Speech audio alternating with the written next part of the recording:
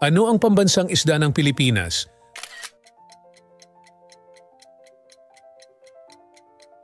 Tamang sagot A. Bangus. Anong kulay ang pambansang kulay ng Pilipinas?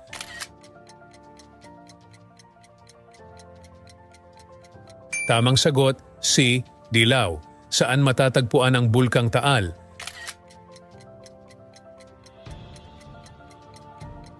Tamang sagot A. Batangas. Sino ang unang presidente ng Pilipinas?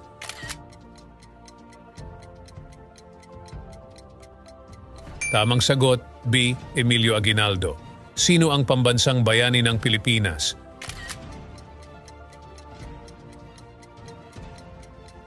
Tamang sagot A. Jose Rizal. Saan matatagpuan ang Chocolate Hills?